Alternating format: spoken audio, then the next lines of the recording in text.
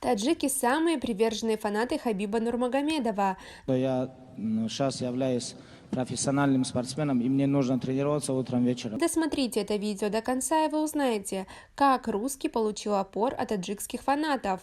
Подписывайтесь на наши обновления, чтобы быть в курсе о всех новинках на нашем канале. Мы желаем всегда тебе победы. Всегда мы наблюдаем за твоим боем, как это боевое самбо, я в курсе боевого самбо. Всем привет, комбат самбо с Таджикистана и Хабибу! История одного русского фаната повеселила весь интернет. Не называя своего имени, он рассказал мигрантам о известном российском бойце Токтарове, с которым, как он услышал, у Хабиба с ним конфликт.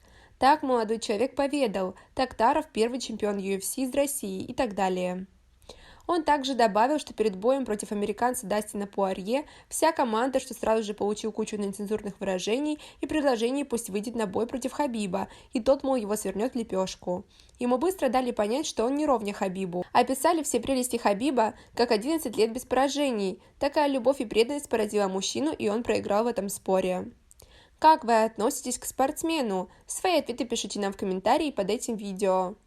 Такая жизнь у меня такая что-то наполненная событиями.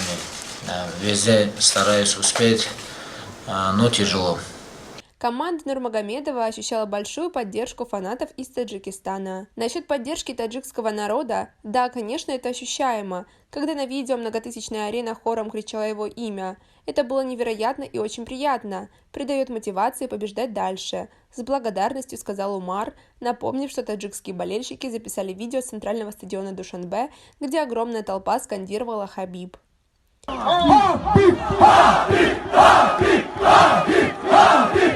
На этом у нас все. Оцените наше видео подпиской и лайком.